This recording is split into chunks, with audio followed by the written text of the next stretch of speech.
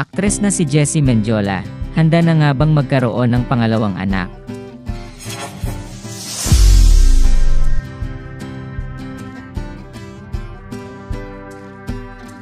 Matatanda ang inanunsyo ni Jessie Mendiola noong January 2023 na isinilang niya ang unang anak nila ni Luis Manzano na si Isabela Rose, o kilala rin sa pangalang Rosie o Pinot. Sa bagong episode ng Fast Talk with Boy Abunda, tinanong ni Boy Abunda si Jessie kung handa na nga ba siyang magkaroon ng pangalawang anak. Ayon sa kanya, I think malapit na. Sinabi rin ng aktres na gusto niya talaga ng maraming anak.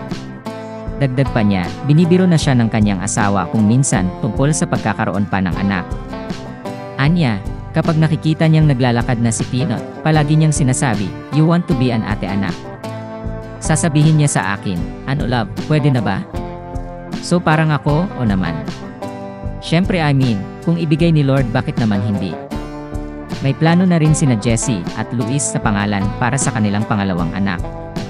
Ayon sa kanya, Ocean ang ipapangalan nila sa kanilang second baby kahit pa babae o lalaki ang magiging gender nito. Sinabi rin niya na mahilig talaga sila sa dagat, sa tubig, at pareho silang beach lovers.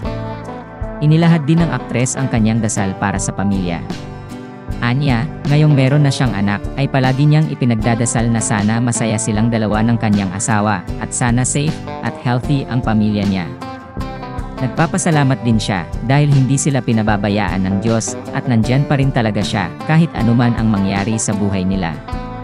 Dagdag pa niya, feeling niya ay sobrang blessed nila na wala na rin siyang magagawa kundi magpasalamat sa kanya kasi masaya talaga sila.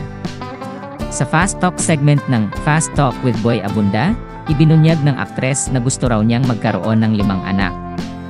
Unang ikinasal sina Jessie Mendiola at Luis Manzano sa isang intimate civil wedding ceremony noong 2021. Ikinasal naman sila sa isang intimate church wedding noong February 2024. Ayon sa aktres, pangako nila sa isa't isa at sa Diyos ang ikalawa nilang kasal.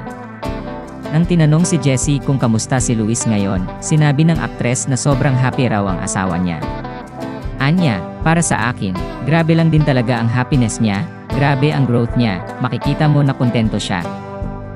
Dagdag pa niya, mas minamahal pa niya ngayon ang kanyang asawa, matapos niyang makita ang pagiging responsableng ama nito sa kanila ni Baby Pinot. Samantala, tinanong ni Boy Abunda si Jessie tungkol sa plano ni Luis na pagpasok sa politika. Ayon sa aktres, bagamat tutol man siya noon dahil hindi niya alam kung kaya niyang i-handle ang mundo ng showbiz at mundo ng politika, sinusuportahan na niya ngayon ang kanyang asawa kung sakaling pasukin niya ito. Salamat sa panonood ng video na ito. Huwag kalimutang mag-subscribe sa aming YouTube channel, i-like ang video na ito, at i-turn on na rin ang notification bell.